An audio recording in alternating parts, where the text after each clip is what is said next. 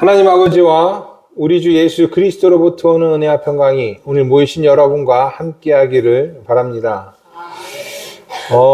우리 신앙인들은요, 하나님의 계획이라는 것을 알고 싶어 합니다. 나를 향한 하나님의 계획이 무엇인지, 하나님께서 어떻게 나를 인도하실 건지, 이런 거 궁금해 해요. 그래서 우리는 기도합니다. 나를 향한 하나님의 뜻을 깨달을 수 있도록, 그 뜻에 따라 살아갈 수 있도록 우리는 그렇게 기도하는 거예요. 기도하지 않으면 우리는 하나님의 뜻을 깨달을 수가 없습니다. 막연히 하나님께서 인도하시겠지라는 생각만으로 우리는요, 하나님의 뜻이라는 것을 파악할 수가 없어요. 시간이 흘러 뒤를 돌아보면, 그때 그것이 하나님의 계획이었구나 라는 것을 짐작은 할 수 있겠지만, 우리가 당장 하나님의 뜻에 맞춰서 살아가는 것은 좀 어렵습니다. 그래서 우리는 기도하는 거고,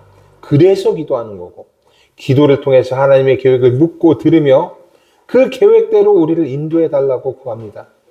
그러면 여러분 정말 신기하게도요, 하나님은 우리의 기도를 통해서 하나님 당신의 계획을 보여주세요. 때로는 희미하게, 때로는 명확하게 하나님의 계획을 알게 하십니다. 그러니까 여러분, 기도하십시오. 기도를 경히 여기지도 말고 우습게 생각하지도 마십시오. 신앙인으로서 살기 위해, 하나님의 계획을 따라 살기 위해 기도는요, 필수입니다. 꼭 해야 하는 거예요. 그래서 예수님께서는 그렇게 끊임없이 기도하셨습니다. 물론 예수님께서는 기도하지 않아도 하나님의 계획 다 아셨을 거예요. 그럼에도 불구하고 예수님께서 따로 시간을 내어서 기도하신 것은 우리에게 이 본이라는 것을 보여주기 위함이었습니다.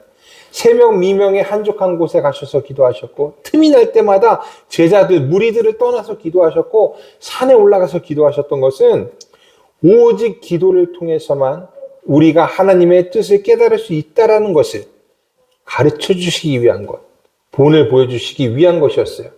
그리고 그렇게 기도를 통해서 예수님은요, 이 땅에서 하나님의 계획에 따라 사셨습니다. 하나님의 뜻에 순종하였고 자신을 향한 하나님의 계획을 실현하셨어요. 오늘의 복음서도요, 그 중에 하나를 우리에게 전하고 있습니다.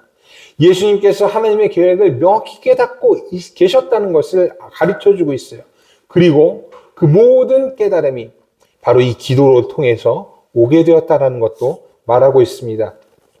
오늘의 복음서는요, 나사로의 죽음과 부활을 다루고 있습니다. 예수님께서 요단강 근처에서 머무르고 계셨을 때 예수님은 나사로가 병으로 인해 위급하다는 소식을 듣게 되십니다.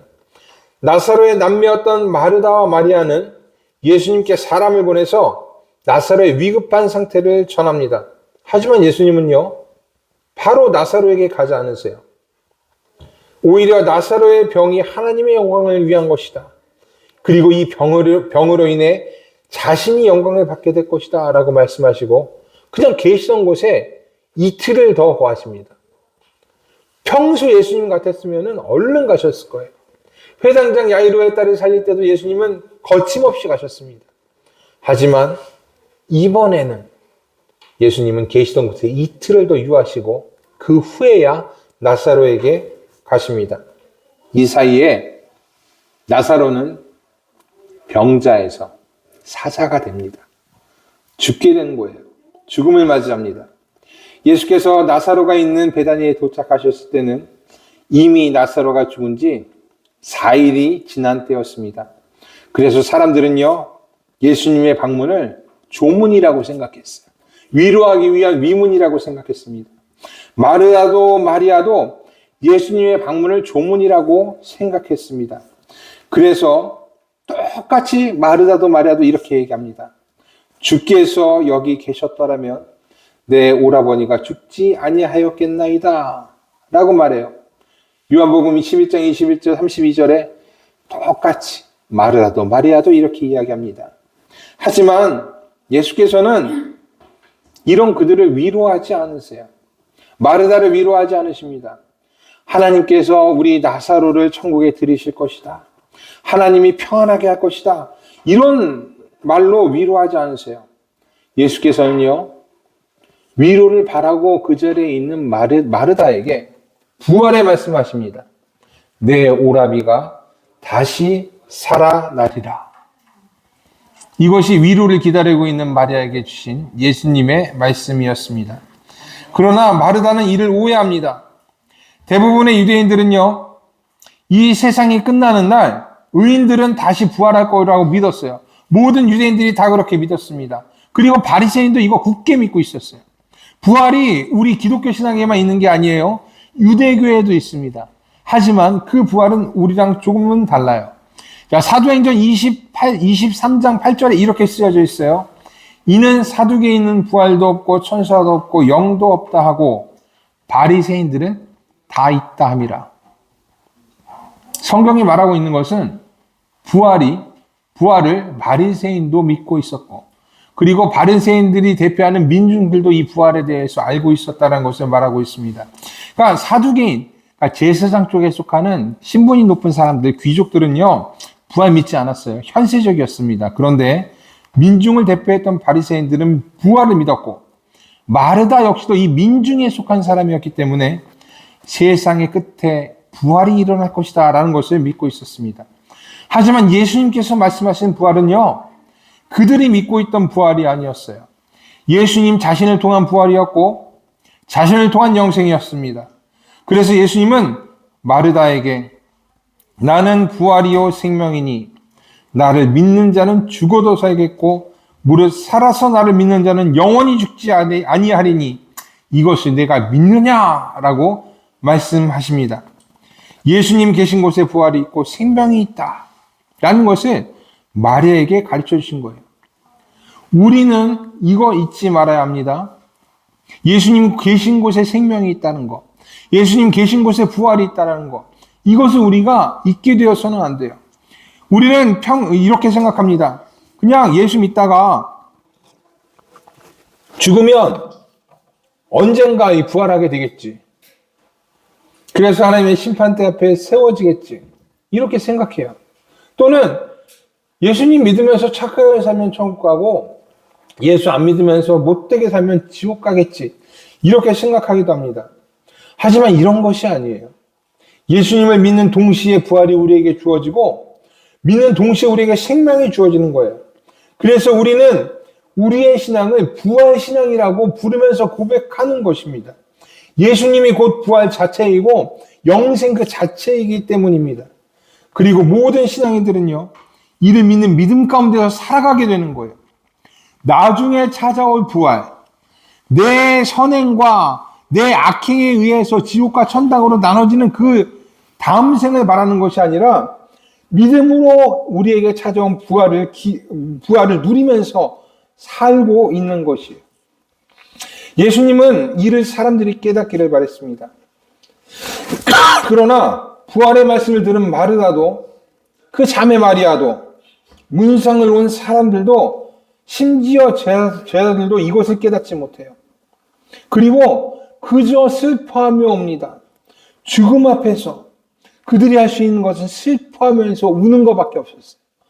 죽음 앞에 모든 것이 다 무너져 내린 것입니다. 예수님의 말씀도 무너져 내렸고 가르침도 무너져 내렸고 예수님이 이 사람들에게 부활을 주신다라는 그 자체도 이 사람들이 인지하지 못해요. 영적으로, 육적으로, 정신적으로 모든 것이 다 무너져 버립니다. 이처럼 죽음의 힘이라는 것은 대단해요. 예수님의 말씀을 믿지 못하게 하고 예수님이 함께 계셨음에도 절망하게 하는 것이 죽음의 힘입니다. 예수께서 심령에서 비통이 여기셨다라는 것이 바로 이것 때문이에요. 죽음이 예수님의 말씀을 가로막고 사람들을 괴롭히고 있었기 때문입니다. 부활이 주어졌음에도 사람들이 그것을 알려하지 않았기 때문이에요. 그래서 예수께서는요, 나사로가 묻혀있는 무덤굴로 가십니다. 그리고 그 굴 앞에 돌을 옮기라고 말씀하세요. 그러자 마르다는 나사로가 죽은 지 나흘이나 돼서 냄새가 날 것이다 라고 합니다. 아무리 예수님이라 할지라도 이렇게 죽은 사람 앞에서는 어쩔 수 없다라는 그 말이에요. 괜히 우리 헛수고하지 말고 냄새가 나니까 고약한 냄새 맡지 말고 그냥 우리 위로나 해주세요. 이게 마르다와 그 자리에 모여있는 사람들의 심정이었을 것이에요. 이에 예수님은요, 여전히 부활을 깨닫지 못하는 마르다에게 다시 한번 말씀하십니다. 내 말이 내가 믿으면 하나님의 영광을 보리라 하지 않았느냐 라고 말씀하세요. 그리고 옮겨진 돌 앞에서 기도하십니다. 아버지여, 내 말을 들으신 것을 감사합니다. 항상 내 말을 들으시는 줄 내가 알았나이다 라고 기도하시면서 둘러선 무리들의 믿음을 위해 기도하십니다. 자신이 하나님께서 보내신 메시아임을, 자신이 곧 부활이고 생명임을, 그리고 이 모든 것이 하나님의 계획임을 무리들이 믿게 해달라고 그렇게 죽음 앞에서 기도하십니다. 그리고 무덤을 향해 외치십니다. 나사로야, 나와라. 그러자 죽었던 나사로가 살아나왔고 예수께서는 풀어놓아 다니게 하라라고 말씀하세요. 나사로가 죽음의 속박에서 풀려났으니 이제는 생명의 길로 다니게 하라 라는 그런 말씀입니다. 나사로의 죽음과 부활은요, 우리에게 많은 것을 깨닫게 합니다. 우리가 얼마나 죽음 앞에서 힘을 잃고 살아가고 있는지, 죽음의 힘이 우리에게 얼마나 큰 위력을 발하고 있는지 이것을 우리에게 알려주는 거예요. 그리고 동시에 이 죽음과 부활을 통해서 예수님은 이 죽음이라는 것을 이길 힘이 무엇인지도 우리에게 가르쳐 주시고 계십니다. 예수님께서 말씀으로 죽음을 이기셨다는 것, 그리고 예수님 그 자신이 곧 부활이고 생명이라는 것도 우리에게 가르쳐 주십니다. 그래서 우리를 더 이상 죽음에 휘둘리지 않게, 죽음의 지배를 받지 않게 하시는 거예요. 그럼에도 우리는 여전히 죽음을 두려워합니다. 그리고 제 생각에는 어쩌면 이런 게 우리에게 정말 자연스러운 모습일 수 있다라고 저는 그렇게 생각해요. 당연한 거다라고 생각합니다. 하지만 적어도 이 말씀을 통해서 우리는 무엇을 깨닫게 되었냐면 죽음의 지배를 당하지는 않게 되었어요. 나사로를 통해 예수께서 우리와 함께 계시고 우리 안에서 생명을 창조하신 것을 우리는 보았기 때문입니다. 그리고 이 모든 것이 전부 하나님의 계획이었어요. 이 땅의 부활을 보여주신 것은 우리가 더 이상 죽음에 지배당하지 않을 수 있도록, 부활의 신앙 가운데서 살 수 있도록 하신 것입니다. 예수께서 이 나사로의 죽음과 부활을 통해서 우리에게 생명의 위대함을, 예수님의 부활의 놀라우심을 말씀해 주신 거예요. 그러나 아이러니하게도요, 이 사건 이후 유대 지도자들은 예수님을 죽이려고 모의하기 시작합니다. 나사로의 부활을 보고 예수님 다른 사람도 있었어요. 하지만 어떤 사람은 이것을 가지고 가서 바리새인에게 고하고, 바리새인은 이 문제를 가지고 대제사장과 회의를 하면서 예수님을 죽이려고 공모합니다.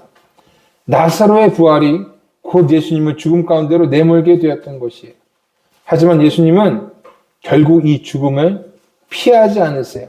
그리고 스스로 죽음의 길로 들어서십니다. 그리고 자기의 죽음까지도 이기시고 모든 사람을 위해서 부활하세요. 죽음의 권세를 완전히 깨뜨리신 것입니다. 나사로의 죽음과 부활이 우리에게 깨달음을 주었다면 예수님의 죽음과 부활은 우리에게 구원을 가져다 준 것이에요. 그리고 하나님의 계획은요, 여기서 끝나지 않았습니다. 나사로의 부활에서 끝나지 않았어요. 모든 사람을 위한 예수님의 부활까지 이어졌고, 그리고 더 나아가서 지금 우리의 부활까지도 이 하나님의 계획 안에 들어가 있게 되었습니다. 그래서 죽음은요, 하나님 안에서 아무런 힘이 없습니다.